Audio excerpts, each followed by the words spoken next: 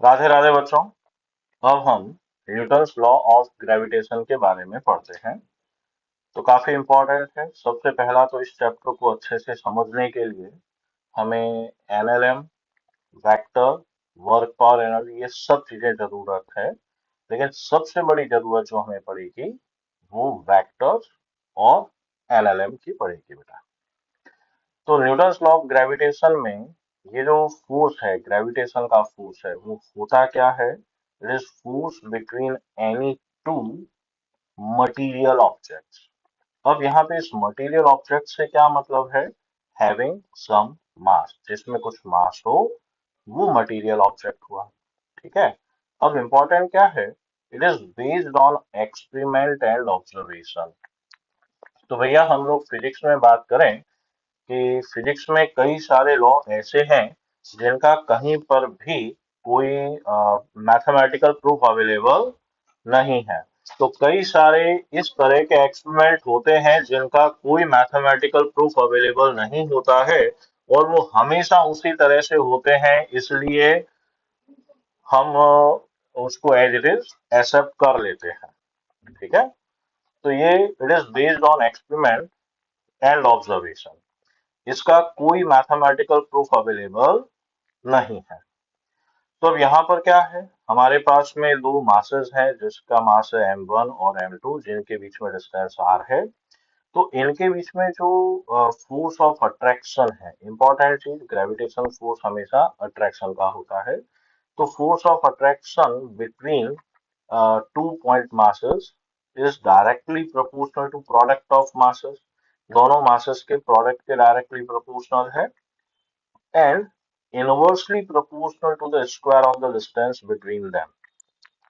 इसका मतलब जैसे जैसे डिस्टेंस बढ़ेगा, फोर्स घटेगा। ठीक है। तो जब हम इन दोनों चीजों को एक साथ लेते हैं तो हम इसको लिखेंगे F is directly proportional to m1 m2 by R square. अब ये प्रोपोर्शनलिटी का साइन हटेगा तो एक कांस्टेंट आता है कैपिटल जी, जिसको हम कांस्टेंट ऑफ प्रोपोर्शनैलिटी कहते हैं। इसी का दूसरा नाम जो हम कहते हैं यूनिवर्सल ग्रेविटेशनल कांस्टेंट। तो अब देखो, ध्यान दो, ये लॉ किसका है? It is called Newton's law of gravitation. तो ये जो प्रोपोर्शनलिटी कांस्टेंट आया, ये कांस्टेंट जो है किसने दिया? न्यूटन ने। यही हमारे दिमाग में होगा, बट फैक्ट ये है कि ये न्यूटन ने नहीं दिया था। न्यूटन्स लॉ ऑफ ग्रेविटेशन केवल ये है कि F is directly proportional to m1 m2 by R square. ठीक है। ये प्रोपोर्शनलिटी कांस्टेंट जो है हेनरी कैवेंडिश ने दिया था टॉरिजन बैलेंस, एक इंस्ट्रूमेंट है, उसका यूज करके। यही इंस्ट्रूमेंट बाद में भी यूज आया है। कुलाम ने यूज दिया था, जो हम 12th में पढ़ेंगे। तो कहने का मतलब capital G universal gravitational constant है जो हेनरी कैवेंडिश ने दिया था after many year of discovery of law by Newton. ठीक है। इसकी वैल्यू 6.67 इंटू 10 की पावर -11 न्यूटन मीटर स्क्वायर पर किलोग्राम स्क्वायर आती है। इसका डायमेंशनल फॉर्मूला आप बनाओगे, बना सकते हैं m-1 l3 t-2।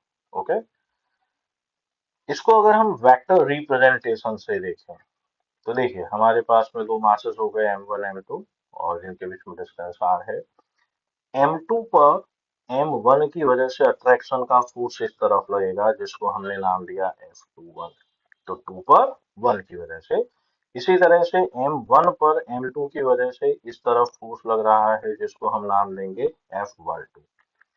तो ये F21 m2 पर m1 की वजह से, F12 m1 पर m2 की वजह से।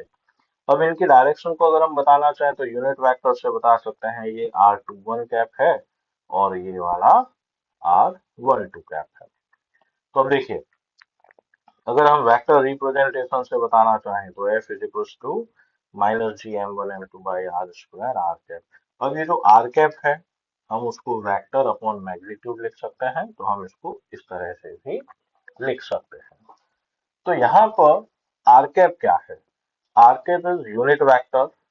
देखो, जैसे r कैप जो है ना, it is unit vector along the line joining the two charges, sorry, masses। तो it is unit vector along the line joining the two masses.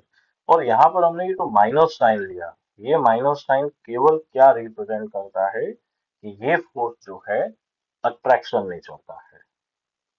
Okay, अब अगली वीडियो में हम इसकी प्रॉपर्टीज के बारे में बात करेंगे, फिर इसके कुछ बेसिक न्यूमेरिकल समझेंगे बेटा। राधे राधे।